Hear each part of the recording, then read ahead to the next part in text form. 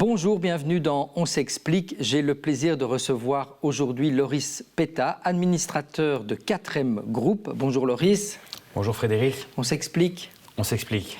Alors, 4M Group, c'est une entreprise qui est spécialisée dans la pose de revêtements en résine. Ce sont des projets industriels généralement. Alors concrètement, Loris, dans quel secteur travaillez-vous? Ces sols en résine, c'est pour quels clients? Alors nous travaillons notamment dans l'industrie pharmaceutique, dans l'industrie agroalimentaire, dans la grande distribution. Et c'est des clients en fait, qui ont besoin de normes par rapport à l'hygiène, par rapport à la sécurité. Donc c'est souvent des industries un peu de pointe où il y a une exigence importante par rapport au revêtement de sol. Donc moi, par exemple, je vais dans un hôpital, vous avez travaillé par exemple pour l'hôpital du Val d'Or à Liège, je vais dans cet hôpital, tous les sols que je vois en résine qui sont faciles d'usage pour l'entretien, pour l'hygiène, c'est vous qui posez ces sols en résine. Tout à fait, donc nous fabriquons les résines dans notre usine à Bâtisse, dans la région de Liège, et nous installons ces revêtements qui sont en fait coulés. Donc c'est un sol qui va être monolithique et qui a l'avantage de ne pas avoir de joints. Voilà. Et donc c'est plus facile à nettoyer notamment. Et on imagine bien que dans les hôpitaux, c'est très important. Mais il n'y a pas que les hôpitaux. Vous avez de très belles références, notamment à l'international. Vous avez fait par exemple un centre commercial à Tel Aviv. Tout à fait.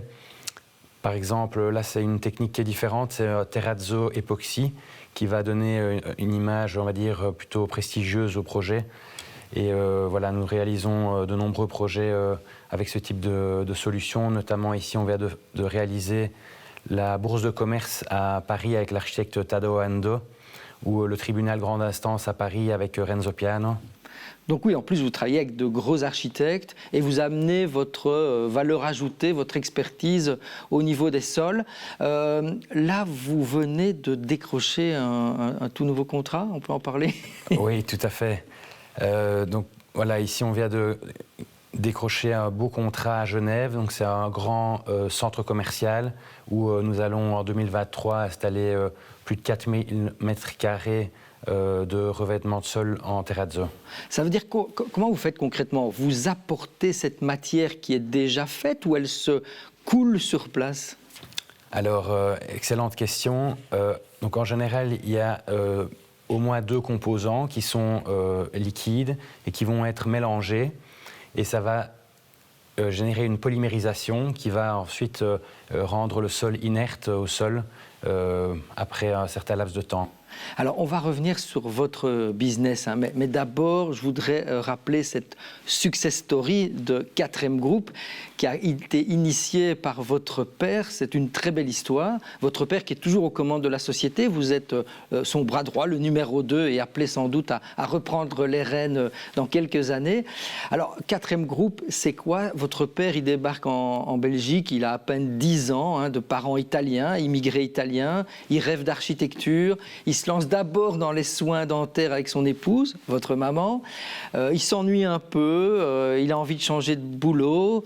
Et là, il apprend dans les années 80 que Benetton, la célèbre marque de mode, débarque en Belgique. Il veut être le premier franchisé. Il sera le premier franchisé. Il s'occupe de boutiques, du développement des boutiques. Et c'est là qu'il se rend compte dans les chantiers qu'on découvre une nouvelle matière, ces fameux sols en résine. Vous l'avez dit, qui sont plus facile d'usage, l'entretien est plus facile, et il se rend compte qu'en Belgique, il n'y a pas de fabricant, personne ne s'intéresse à cette matière, et il se lance, il part de rien, il se lance dans ce business, et des années plus tard, voilà, 4M Group, c'est 140 personnes, un business, on va dire, international, vu que vous êtes présent en Afrique, au Moyen-Orient, donc une très belle success story. Qu'est-ce que vous gardez, Loris? Vous étiez gamin lorsqu'il a lancé son business. Qu'est-ce que vous gardez comme souvenir de cette période? Je pense beaucoup de passion de la part de mon papa qui s'est vraiment concentré sur cette success story, effectivement. Et voilà, il a réussi à transmettre cette passion aux équipes et à la famille aussi. Donc je représente la 2e génération avec ma sœur, oui, dans l'entreprise familiale.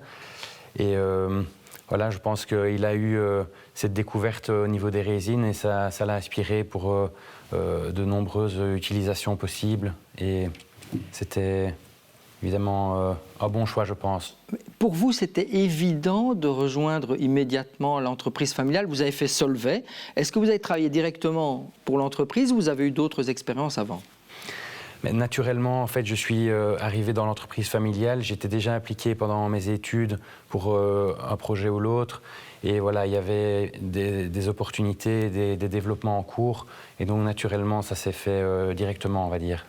Et donc, vous travaillez, vous l'avez dit, avec votre sœur, hein, donc le papa, votre père, Dominique. Vous travaillez avec votre sœur qui s'occupe des RH.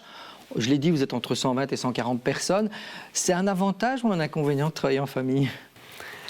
Il y a des avantages et des inconvénients. Je pense que voilà, ici, on avance positivement avec une belle équipe.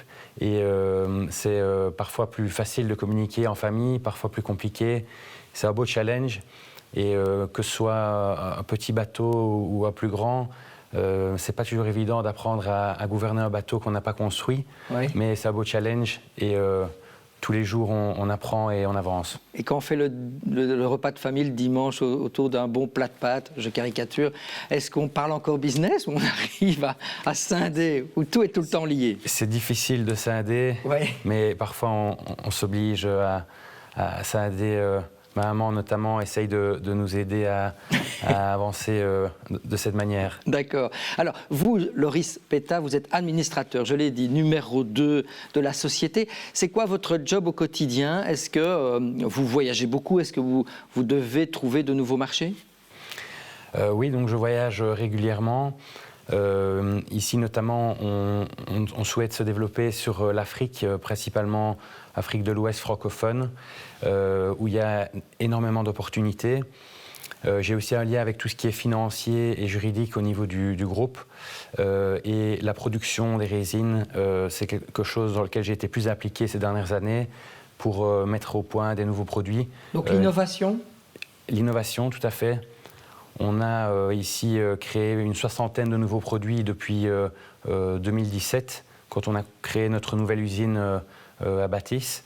Et donc, on innove quotidiennement, on essaye de vraiment avancer dans ce sens. C'est quoi les innovations? On peut toujours faire mieux en termes de sol, de résine. Qu'est-ce qu'on peut encore innover? Alors, question peut-être très technique, pardon. Hein. Oui, donc bien sûr. Il y a une évolution au niveau des matières premières. On essaie de plus en plus d'aller vers des produits qui sont, on va dire, green. Et ça fait déjà plus ou moins 8 ans qu'on influence fortement la stratégie sur cet axe. On a voilà, de nombreuses matières premières qui sont remplacées. On a des nouveaux marchés aussi qui sont développés. Par exemple, tout ce qui est étanchéité, où là, ce n'est pas uniquement des revêtements de sol, mais ça peut être aussi des toitures, ça peut être des bassins. Okay. Par exemple, nous travaillons à Pérideisa ou à Libye. Qu'est-ce que vous faites? L'étanchéité de bassins, par exemple. Pour les ours polaires, pour les phoques, tout ce qu'on veut. Tout à fait. Ah, c'est vous qui faites ça? Ou de la rénovation de toitures aussi, toitures plates industrielles. Là, on projette de la résine polyurée et on va donner une nouvelle vie à la toiture sans devoir démonter. D'accord, on rajoute une couche de protection, en gros. C'est ça. Ok. Et cet axe développement durable, vous étiez un peu obligé de passer par là parce qu'aujourd'hui, toutes les sociétés sont un peu sommées de rendre des comptes en RSE, hein, en responsabilité sociétale des entreprises. Donc, au sein de 4e Group aussi, vous avez choisi ce virage vert. Tout à fait. On essaye vraiment de sensibiliser nos équipes et d'avoir un impact positif. Que ce soit au niveau du choix de nos matières, mais également sur des choix, on va dire, plutôt opérationnels dans nos structures. Et on vient ici récemment de lancer un partenariat avec la Société Royale Forestière de Belgique, où nous avons décidé de planter un arbre à chaque fois que nous avons un nouveau client. Et donc voilà, c'est symbolique, mais c'est quelque chose qui nous parle et on essaye d'avancer sur cette voie. Vous parliez de l'Afrique il y a un instant. Qu'est-ce que vous avez déjà réalisé comme projet en Afrique francophone, Afrique de l'Ouest? Alors, nous avons réalisé un projet en Côte d'Ivoire pour un groupe actif dans la chimie. Nous avons aussi réalisé un partenariat à Dakar, au Sénégal. avec donc un distributeur. Nous avons aussi récemment fait un projet au Liban pour le groupe Pepsi Cola. Donc voilà, oui, ça se développe bien, quoi. Vous avez c'est quoi vos objectifs de croissance en termes de chiffre d'affaires, en termes de nouveaux marchés? Est-ce qu'on peut rêver un jour d'aller aux États-Unis, en Amérique, en Asie, ou ce sont des marchés qui sont plus fermés et vous préférez vous concentrer sur des marchés plus proches, européens, Moyen-Orient, Afrique? À court et à moyen terme, on préfère se concentrer plutôt sur l'Europe, certains pays africains et Moyen-Orient. À long terme, c'est à voir. Et nous souhaitons principalement sur la grande exportation vendre nos produits. Donc vendre Votre produit résine et le service. D'accord. Pas spécialement sur la grande exportation, mais on peut le faire aussi. Ok. Dernière question, Loris, on arrive tout doucement à la fin de cet entretien. C'est quoi aujourd'hui votre principal défi?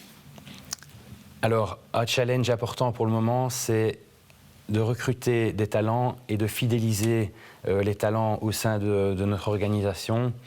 Et donc, c'est important de donner du sens à nos collaborateurs, à nos équipes, car seul on va vite, mais ensemble on va plus loin.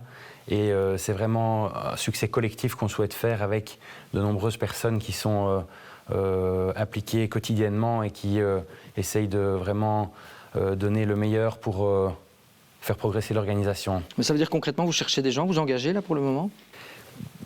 Tout à fait, nous engageons régulièrement et notamment au niveau d'opérateurs pour nos chantiers.